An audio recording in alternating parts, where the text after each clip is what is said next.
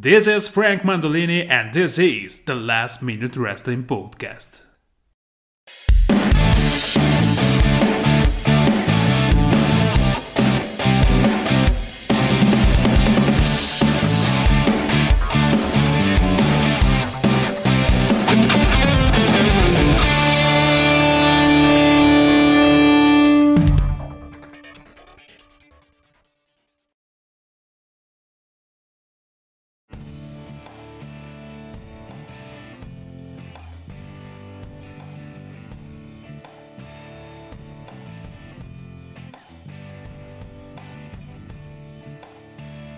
Three years ago, it was a very different world.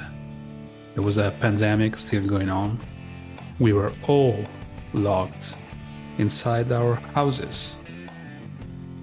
On the eve of WrestleMania 36, I woke up and I said, fuck it, let's do it. Let's fucking go and record a wrestling podcast that I've been dreaming of doing for 6 freaking years. And since this was a very last minute decision, the name couldn't really be anything else than Last Minute Wrestling Podcast. Welcome, my friend. This is Frank Mandolini from Italy, and this is episode I don't know the number of the Last Minute Wrestling Podcast. And today marks 3 years, nearly to the day, the third anniversary of this show. And what a better freaking way to do this, to celebrate that, rather than just recording a preview of WrestleMania 39, which is by all accounts one of the most interesting WrestleManias that I remember, like, in a very, very long time. And well, maybe because my boy Cody Rhodes is in the main event, who knows? But that's not the point. Let's run down the card of WrestleMania night. WrestleMania Goes Hollywood, night 1 and 2. Oh, little fun fact, my very first WrestleMania that I saw was WrestleMania 21, which was themed WrestleMania Goes Hollywood again, because it was the last one in Hollywood, California. So now let me go through the match card, which really sounds amazing. So, for starters, we have Austin Theory, which will defend his United States Championship against John Cena. This is the return of John Cena. It's always a big deal. I'm really hyped up for this. I don't particularly like Austin Theory because I don't like pedophiles, but John Cena is the fucking man, and everyone is expecting him to lose and to put over the younger talent. But I really don't think this will be the case, so my pick is John Cena for the win. Next up, we have Seth freaking Rollins against Logan Paul, who's having only killer matches in WWE. Usually when you have a celebrity in a WrestleMania match, the celebrity tends to win. We saw that recently with Bad Bunny going over The Miz. We saw in the past, I think, about Floyd Mayweather beating up Big Show. But in my opinion, this is slightly different, because every time you had a celebrity match, you could see that coming. You could see that win coming, because they were always facing like mid-carders or upper-level mid-carders at best. In this case, it is not the same. Seth Rollins is one of the main stars of the company. He's a company man. He will do whatever. If they tell you have to job for Logan Paul, for sure he will do that. But in this occasion, I expect Seth freaking Rollins to go over Logan Paul. So Seth Rollins for the win. Then we have listed on Wikipedia a 6-woman tag team match with Trish Stratus, Lita, and Becky Lynch. Okay, 2 out of the 3 names that I just named are literally my dream girls when it comes to wrestling. So the adversaries, Damage Control, made of Bayley, Dakota Kai, and Io Sky. Yeah, I think this is gonna be a very interesting match, a very fun match. But I'm rooting for the baby faces here, so Trish Stratus, Lita, and Becky Lynch should win, and Lita and Becky Lynch should kiss as well. Okay, yeah, I said that. Don't erase it. Then we have a singles match between Brock Lesnar and Omos, accompanied by MVP. Everyone is shitting on this match and I don't know why. Really, Dave Meltzer really conditioned a whole generation of wrestling fans to what wrestling should be, according to him. Don't get me wrong, I like to see like good wrestling, but wrestling is larger than life. Has always been like that. It's always supposed to be larger than life. And Brock Lesnar almost are larger than life for accounts and purposes. So I am going with my man Brock Lesnar with a win over Omos. This will be an attraction match because Brock Lesnar is kind of moving to the spot that The Undertaker had of the attraction match of the evening. This will put butts in seats, absolutely, yes. So yeah, Brock for the win. Then we have for the Raw Women's Championship, the champion Bianca Belair versus Asuka. Oh god, I'm the biggest Asuka fan. I really like her. I think she is, well, of course she's gorgeous, but she's also one of the fucking best wrestlers out there. And as much as it pains me to say, I'm really torn, I'm really conflicted. Fuck it. Asuka for the win. Asuka is my pick for the new WWE Raw Women's Champion. Which brings me to the SmackDown Women's Championship match between Charlotte Flair and Rhea Ripley. And if you go back to the very first episode of this podcast, the preview of the predictions of WrestleMania 36, this match was on that card, Charlotte Flair versus Rhea Ripley. And I explain largely why, in my opinion, Rhea Ripley should have won. We know how that match went. We know that she lost. She went into a kind of a depression for like a year, if I'm not mistaken, like real life depression. But now she's back. She's more open than ever, and it's time to take that win back. I want Rhea to win 100%. Then, to be determined if it's gonna be a night 1, night 2. Everything I said so far was announced to be night 1, but still to be determined. It is the triple threat for the WWE Intercontinental Championship with my guy Gunther versus sort of my guy Sheamus versus my fucking guy Drew McIntyre, and the reason why I decided to start this podcast 3 years ago. Okay, Gunther has been having an incredible reign as Intercontinental Champion, elevating the belt, absolutely, and is still undefeated in the main roster. Then you have Sheamus, who's never won this title, and it will be really a feel-good moment for him to get it after like a good six or 7 months that he's been chasing the belt, going after Gunther. And then we have Drew McIntyre, which is out of the three probably my favorite one, but the one that really doesn't need this win. It almost feels wrong to think that Drew will win this match. So it could be really 50-50 between Gunther and Sheamus. I'm gonna go with my heart and I'm picking Sheamus because he fucking deserves to complete the Grand Slam in WWE. Then we have a Hell in a Cell match between Edge and the Demon, Finn Balor. Was he announced as a demon for this match? Well, okay, incredible. Well, anyway, it is last minute news that, no pun intended, last minute news that the Hell in a Cell cage will be of his natural color, gray, silver. So not the red abomination that we've been used to over the last few years. And thank God for that. Thank God, Buddha or SpongeBob, whoever you believe in. Edge versus Finn Balor. A couple of months ago during the Royal Rumble review, I said that to me Edge was gonna win. Oh no. Oh yes. I said that it was gonna win. And sorry. And I think I changed my mind a little bit. I don't think Edge needs this win. anymore, and is on the last run of his career. This is a very long feud for him. It's been almost a year-long feud with the Judgment Day, which he used to be the head of that group.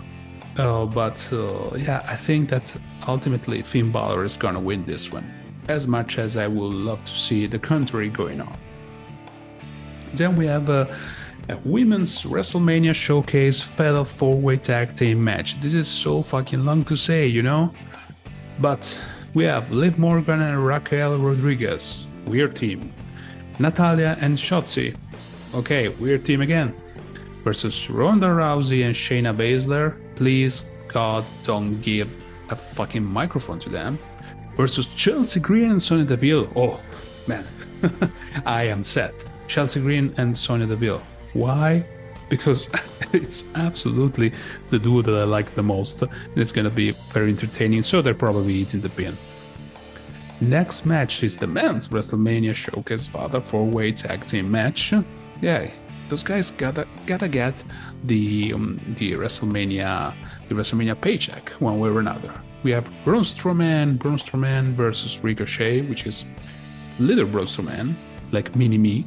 The Street Profits, Angelo Dawkins and Montez Ford versus the Alpha Academy, Chad Gable and Otis versus the Viking Racer, Eric and Ivar. Oh, remember where the Viking Raiders were really, really fun to watch, like 8 years ago? Well, I really don't know what to think about it. I like Otis, but the Alpha Academy are probably splitting up.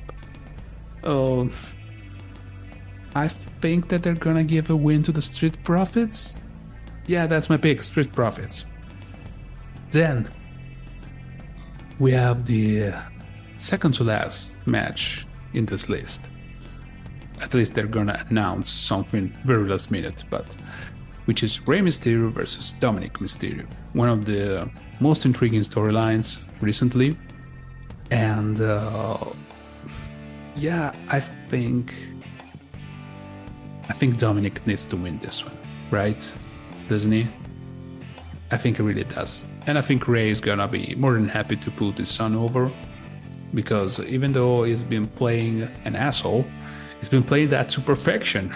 So yeah, Dominic Mysterio for the win, and probably to unmask and retire his dad. I don't know, just shoot him a shot. And now the match that I think will be the main event of night 1 of WrestleMania, which is for the undisputed WWE Tag Team Championship, the Usos, the reigning and defending Tag Team Champions, Jimmy and Jey Uso, versus Kevin Owens and Sami Zayn. If you're not familiar with the Bloodline storyline, where have you been for the past 3 years?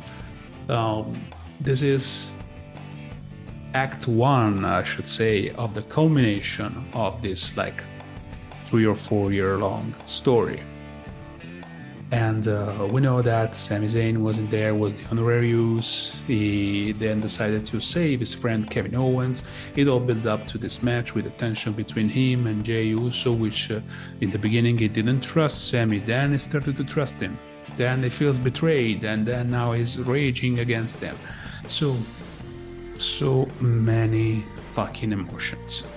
This is wrestling perfection, wrestling storytelling perfection. It couldn't have been done better than this. And now we are at the final act of this rivalry. And everybody wants Sami and Kevin to win. I want that too, to a degree. But I think that this match here will be the catalyst for the destruction of the Bloodline, because I think that the Uso will retain. And that ties in to my next prediction, which is the main event of night 2 of WrestleMania. We have the Uso that retained. They go to their tribal chief, and the tribal chief reassures them, because they were able to finish the story of the rebellion of Sami Zayn, and now he's gonna do the same with Cody Rhodes. But Cody Rhodes in amazing fashion, will overcome all the fucking odds to win the undisputed WWE Universal Championship in the main event of WrestleMania 39. Whoa, what a fucking moment that will be. Nothing could top that in this year at least. This will be the most important event of the year. This will be the most important story, the culmination of that story. But let's think about the day after WrestleMania. The Usos have their belts, and the Tribal Chief is not a champion anymore. Cody already started to plant the seeds for a rebellion of Solo Sikoa against the Tribal Chief. And Jimmy and Jey Uso should say, okay, you held us down for many years now, but now we won our main event of WrestleMania. You lost yours. So here's a receipt made out of many super kicks. And this is how I think they will write off television Roman Reigns for quite some time. And because what's he gonna do after he loses the belt? It's been the focus, the catalyst of WWE storytelling for 3 years now. And it's been awesome, don't get me wrong. But this is, I think, the natural end of the story. He will spend some time away, and when he eventually comes back, so he needs time away, so he stays as far as possible from the belt, from the world title. When it comes from, he could have one short feud or two with high-profile opponents, then to start to gun again for the WWE title, whoever is gonna be the champion in like 6 months' time, and everyone will be scared because Roman Reigns is back, the Tribal Chief is back, and it's gonna be not just the Tribal Chief of his family, but the Tribal Chief of all WWE. So everyone is gonna be alerted. So that's how I think it's gonna go. What do you think? Let me know what your predictions of WrestleMania 39 are. If you're listening to this through Spotify, please rate the show 5 stars. Otherwise, go fuck yourself. And if you're listening to this on Apple Podcast, first of all, why? Are you from the US? Probably. And second of all, rate it 5 stars and say, hey, Frank told me I gotta go fuck myself. Let's write it down. So, it is just joking, just banter. So, thank you so much, guys. I don't know how long this podcast is gonna go. I honestly don't. But it has been a hell of a run. I was able to interview one of my childhood heroes, Rob Van Dam. I was able to interview one of my main inspirations in music and storytelling, which is Frank Turner. And I was able to meet many friends, make some connections. I was able to meet the people from PWI. Hi, Kevin. I was able to write for PWI, being the first Italian ever to do that. And this is one of the best and biggest honors that I could ever hope for. So I want to thank you for listening. I want to thank this podcast for making me grow so much in this profession of communication in general that I am doing right now. And I want to thank you for listening to my silly words about oily man in tights. Of course, I stumbled the last line. And I don't know if there's gonna be many more episodes. I don't know if I will have the time to do a WrestleMania review. But if this is our last goodbye, I want you to know that you meant something to me. Yes, you that you are listening to those words right now. You meant a lot to me. Thank you. Ciao. Speriamo di vederci presto.